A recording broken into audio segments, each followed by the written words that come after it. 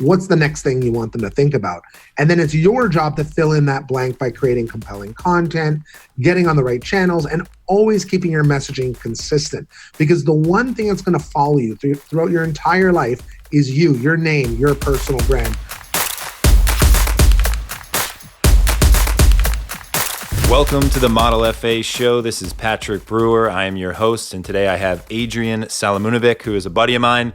He is a prolific PR influencer. He has written a book called Free PR. It is now the #1 bestseller in multiple categories. Adrian has launched a bunch of companies, and he consults on matters related to personal branding, PR, and other fun stuff in the marketing space. Adrian, thank you so much for coming on today. Hey, Patrick, great to be here. Absolutely. One of the things that I really wanted to ask you, and you and I have had long discussions about this, with advisors, one of the challenges that they face is differentiating themselves from their competition. What are your thoughts around how an advisor can cultivate a dynamic personal brand and position themselves as different in today's environment? Yeah, it's so critical to be able to understand how you're different, what your position is within your particular niche. And one of the things that we do as part of our PR training, or what we call PR Bootcamp, where we advise hundreds of companies on this, is that one of the first things that we do is create a positioning statement, right? And a positioning statement is where we really zoom in on what makes you different and what market you're going after. So once you really nailed your positioning statement, and this would be true for a personal brand, a corporation, it doesn't really matter. You need to understand your position, is creating personas, right? And I can't tell you how many even multi-million-dollar companies I work with that don't have a clear vision as to exactly what client they're going after. So that's where we start. We develop detailed personas, looking at who they are, their age range, their demographics, even, and most importantly, understanding where they go to consume information, get advice, and who they follow on social media, those types of things. What recommendations would you have for an advisor who's trying to build, let's say, a persona or some type of archetype? You know, one of the popular topics in our industry right now is this idea of niching, focusing on a very specific individual. What are your thoughts on the idea of the niche? And then also, can you elaborate on how an advisor could select that niche and build out that persona? Yeah, that's such a good question. There's riches and niches, right? And the more focused you can be on a particular niche, whether it's lawyers, doctors, or whatever, any type of professional or any type of age range, then you're able to really focus, and focus is critical. And so when you're developing and picking out those niches, you want to go after a niche that you know inside out, and really focus everything in your messaging around that. And of course, the persona document's where you start. So how do you develop a persona? Well, there's a couple of ways. One of the things that we heavily encourage you to do is create a simple, short survey. And you can use typeform.com, great service, or SurveyMonkey to just develop a simple survey. And you want to ask them things like age range, who they follow on social media, what publications they go to for information, even what books they've read. And what that's going to help you do is surface information that will help you understand who you can partner with, who you can co-create articles with, or even who you can reach out to as partners to help get in front of their audience. So that's a really critical step. Okay. Yeah, because I see with a lot of advisors and their website, their communication strategies, one of the things, and you mentioned it, that they're lacking is focus. And it's so critical because if you're putting out things into the world and you're saying, I help families and people that are, getting close to retirement plan for retirement, like that's not compelling to anyone. But if you put out a statement that says, I help plastic surgeons, increase their savings and accelerate their retirement by 5 years by employing some type of a tax strategy or something like that, you're able to capture the attention of someone very quickly who is in that demographic, and then you're able to hit them with a very relevant statement that they can identify with because they're in that demographic. Yeah, exactly. And you should be able to almost close your eyes and see that client, right?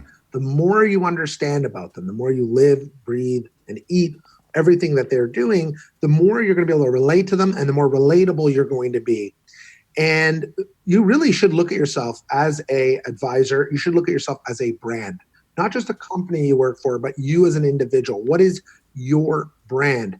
And that's where we really like to spend a lot of time is developing personal brands.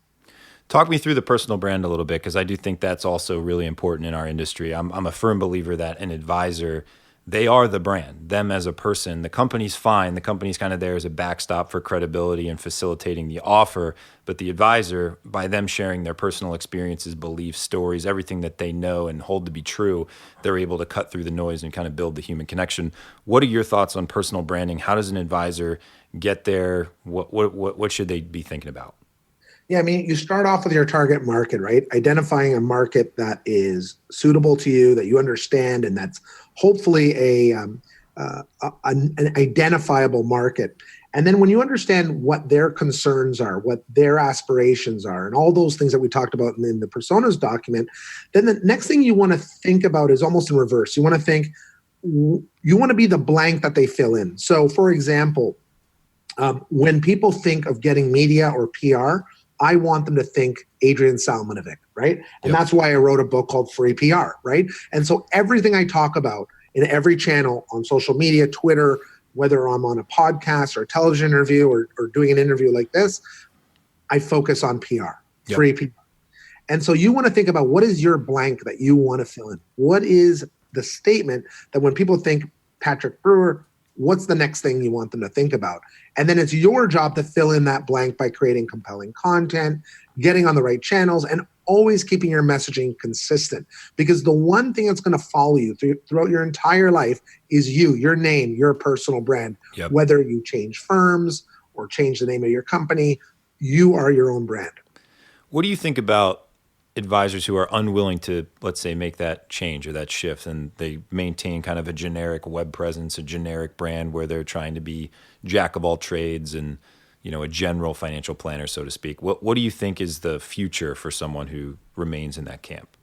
Yeah, I mean, do the same things, get the same results, right? It's the definition of insanity, right? You're doing the same things over and over, and you're wondering why you're not growing, why you're not getting as many referrals.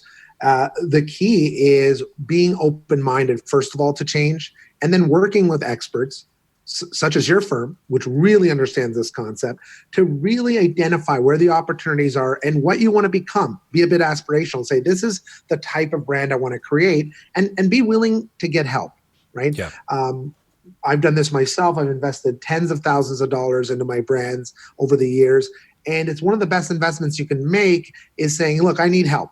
My growth isn't where it needs to be. My brand isn't where it needs to be. Who can help me get to where I need to get to? Yeah.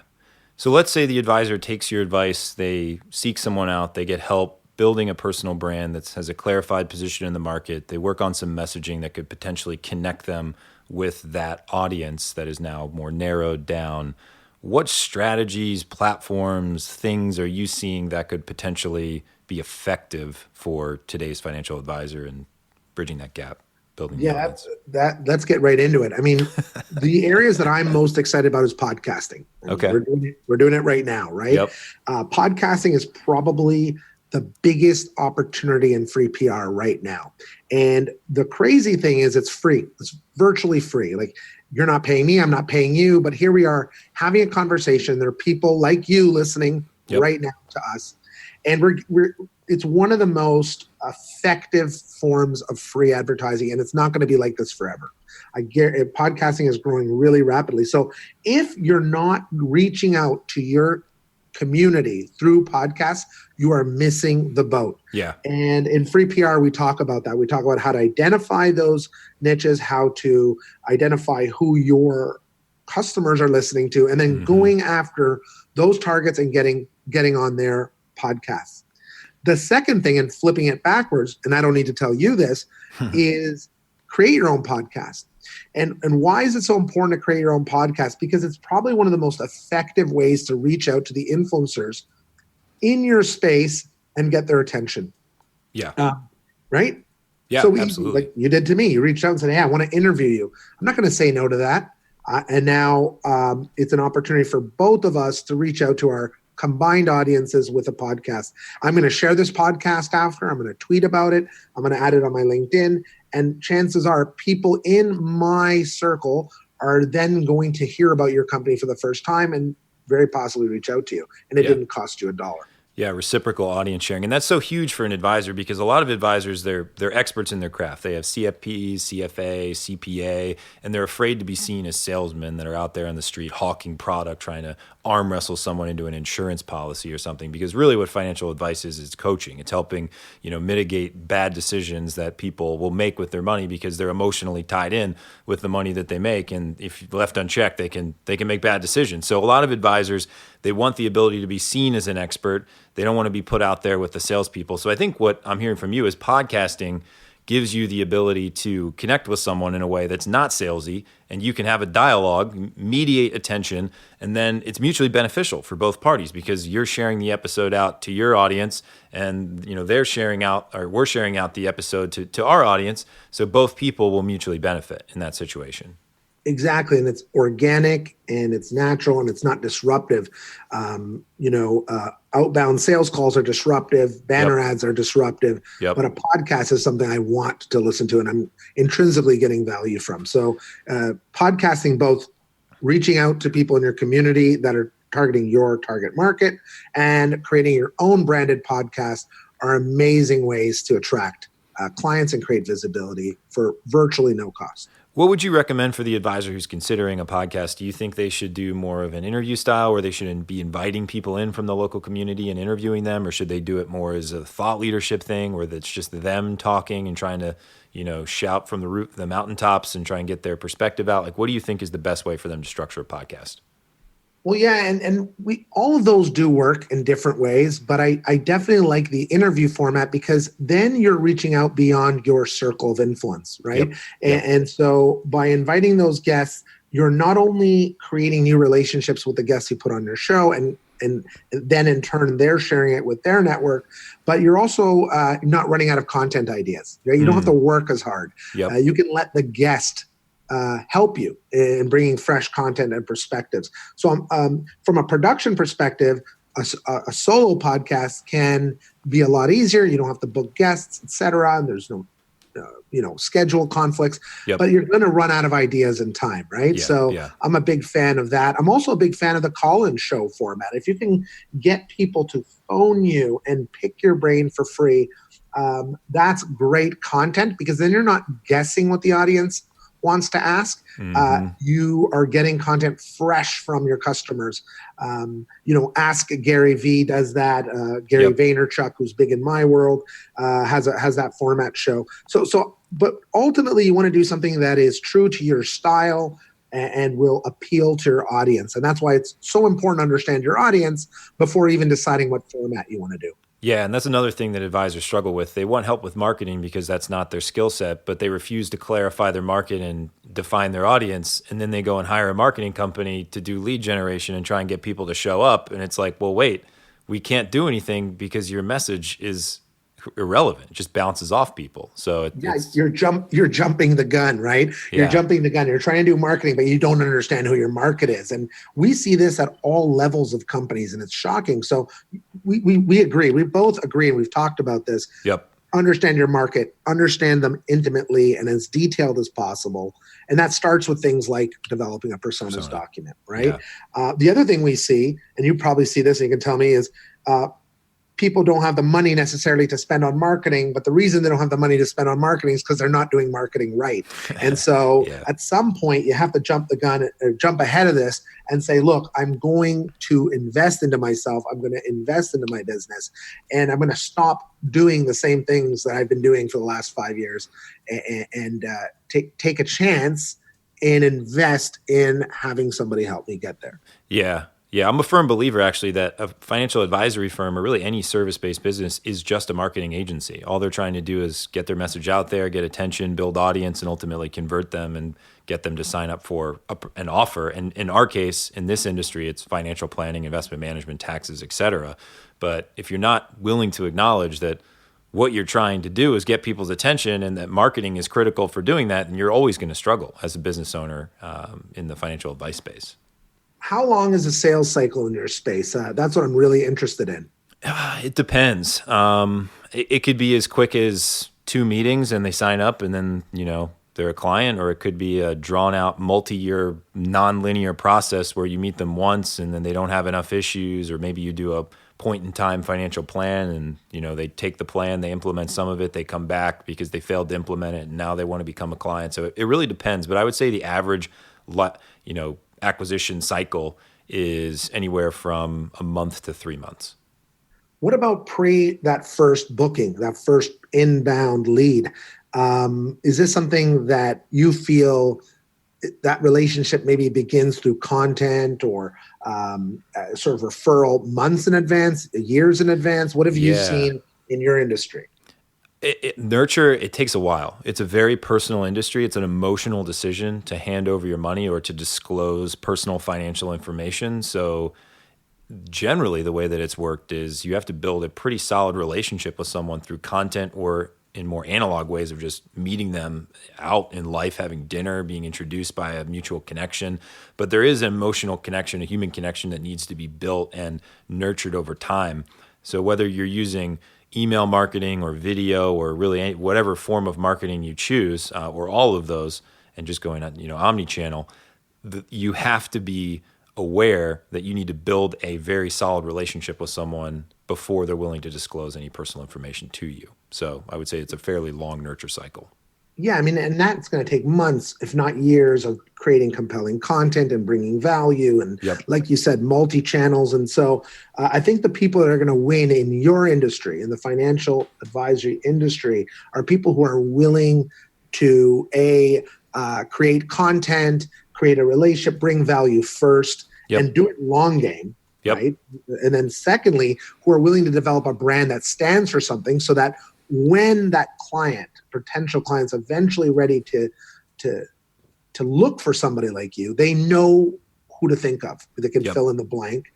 And I think that, creating PR and creating unique content is just one of the ways that you can attract those clients rather than having to be constantly going out and trying to, outbound. You can start attracting them through inbound, but it's not overnight, if I'm hearing you right. And I think I agree. In almost every industry, it's about outbound, and eventually you attract the right clients. Yeah, I think there's the exception, right? So there's certain people that, they have a broken arm in the crowd and they want to come up and have their arm reset so they get out of pain. So there's certain people that, have got to the point where they've gone through a significant enough transition where they need help. But for the most part, it is a multi-month process where you need to warm them up in a very specific way on specific platforms based on, where your audience consumes information and how they interact. So I agree 100%.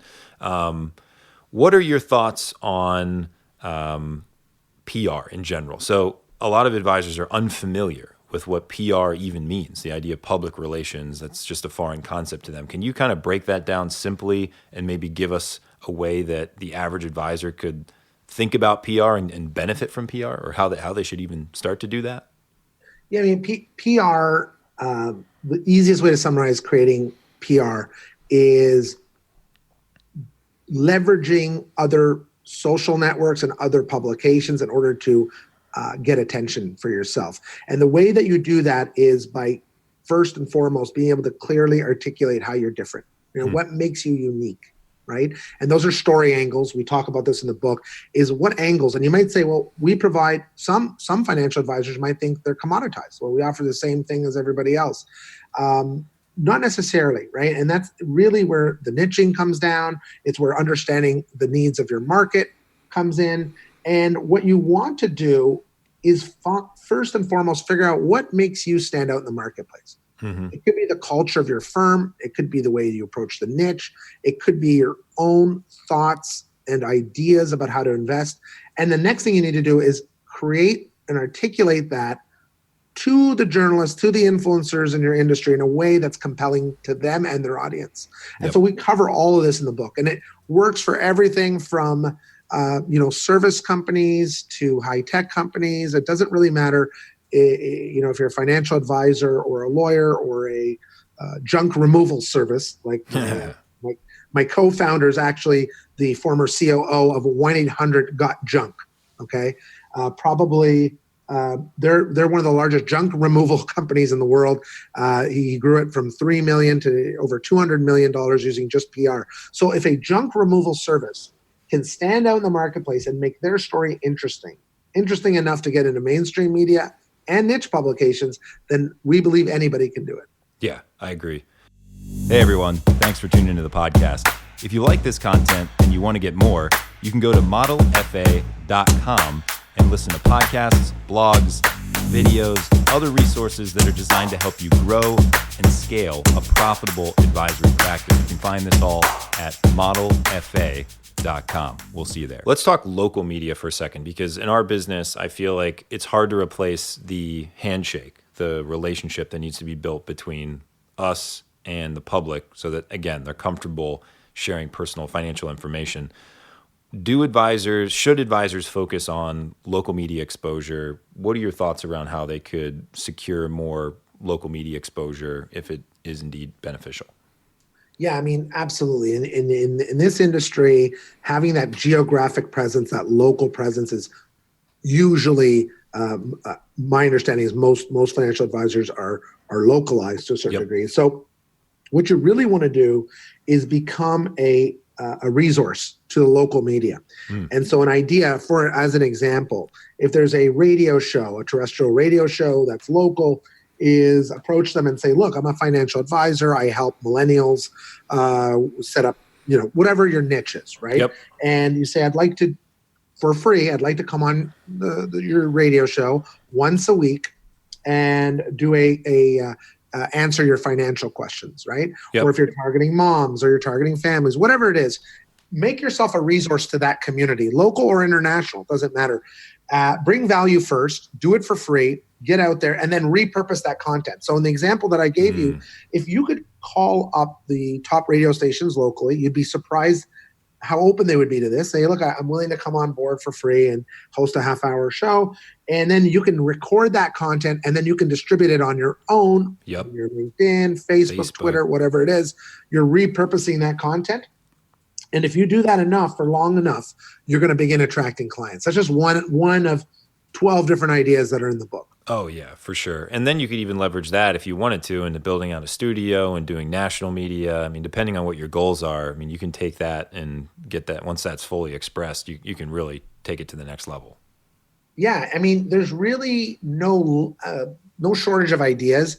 It's just which one will work best for your niche. I mean, this is a little bit off the PR discussion, but I think launching this book, Free PR, which is available at freeprbook.com, right? I wouldn't be good at what I do if I didn't do a plug. Love it. Yeah. It's a great book. I read it. That's why we're sitting here, because I read Adrian's book and I was like, this guy knows what he's talking about. Then we scheduled a call, and a couple months later, we're actually co-building a platform for advisors to help them get the information that they need to become proficient in PR so they can secure these spots and differentiate themselves, because I think it's a huge pain point for our industry. So your book is fantastic. Which I'm super excited about, because this is a really interesting niche to me, the whole financial space and how these principles can be applied to it. But we wouldn't have met if I didn't author the book, right? And now the book is on Amazon and it's trending #1 in several categories. And now people have never heard of me are reading what we call the PR Bible that we developed, right?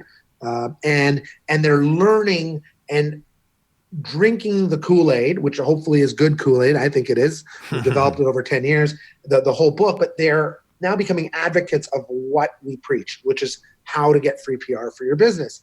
And so by the time they connect with me on social media or reach out to me, they're already on board, right? Yeah. They're as warm elite as you could get. And then the other thing it does is once you have a book, it opens up the opportunity to do speaking gigs. It opens up the opportunity to do podcasts like we're doing now. So a whole new world opens up. Yep. And it differentiates you, because now you're not just a financial advisor, you're a financial advisor with a book. It just elevates you to that next level. Hopefully a financial advisor with a best-selling book if you go to the next level. Yep. So we work with a company called Scribe. It's not a cheap process, but they help you market your book. They help you produce your book. I still put in, I would say, like 50 to 80 hours of hard work into just creating this book, but I got help, right? Yeah. I knew I needed help to develop the book, and I was fortunate enough to partner with Cameron Harold, who's already done 4 best-selling books. So anyways, there are ways to partner on a book, develop a book. Even if you want, you can start off with an ebook only, a downloadable PDF, create compelling, valuable content, give it away, sell it, do whatever you have to. But that's how you create the laws of attraction in your industry. Develop value. Yeah. And I think the book probably wasn't step one for you. You probably for years started to create, micro content, and eventually it became to the point where you had a fully formed system that is now expressed through free PR, right? Yeah, we're talking over a decade of in the trenches as an entrepreneur, applying these solutions, these techniques, I should say, based on real pain points. And I wish somebody had written this book. I wish I could have read it 10 years ago, but I don't think you need 10 years of in the trenches experience. No. I think what you need is a good idea and solving a specific problem, and then develop the book and even give it away. I mean, you don't have to sell it. A book is not a moneymaker. It's what I call the world's most effective brochure, right? Yep, and it's a door opener. It's a great door opener. It's a great branding tool. And it requires you to think long-term, right? It's not one click and you get a lead. It's about playing the long game.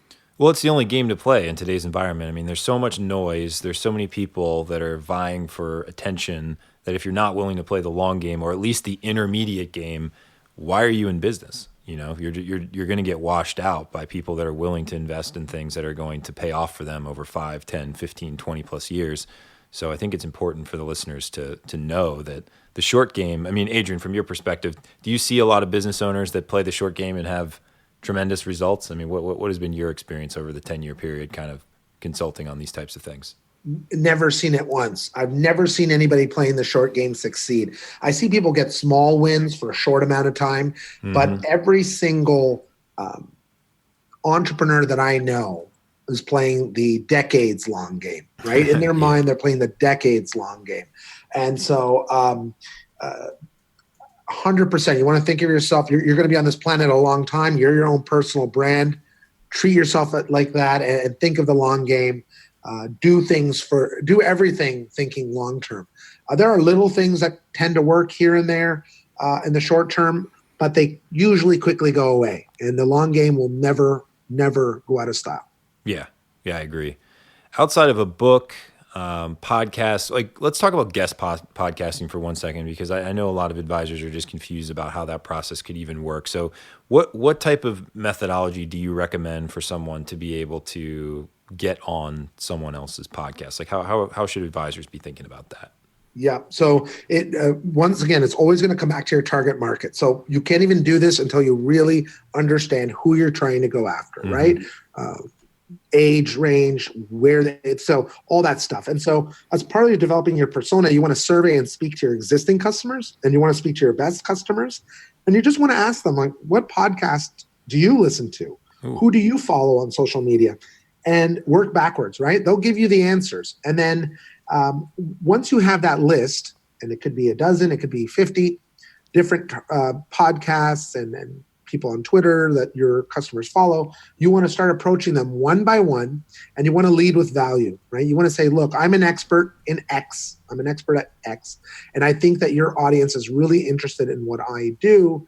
And I would love to come on your podcast and talk about X, and and then I'll promote the podcast to my followers, and you can do the same. That works really well when you're targeting podcasters that have sort of a similar size audience as you. Yep. But it can also work if you're going after giants. Like I've been on podcasts where they have, hundreds of thousands of followers, and they just wanted to be able to pick my brain. So target people in your industry that your audience is already listening to, approach them on Twitter with a direct message, or find their email address. In the book, we teach you exactly how to do this step by step, and just introduce yourself, but always lead with value.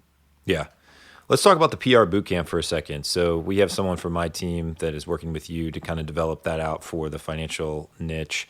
How does it differ from a more traditional PR company in your mind? I have my own opinions, and that's why you and I are sitting here today as buddies because you delivered a solution that I think is 100% relevant for what people need in today's environment. But what are your thoughts on more traditional PR companies and processes and things that maybe advisors have used in the past or are considering using? Most of the time, PR firms and outside publicists don't work. I know it sounds crazy, but I'll explain why. The way PR firms typically work is they have many clients. And when you approach them, they give you the great sales pitch, the deck, the logos, all the stuff they've done in the past. And the partner comes out and meets you, and it's really impressive.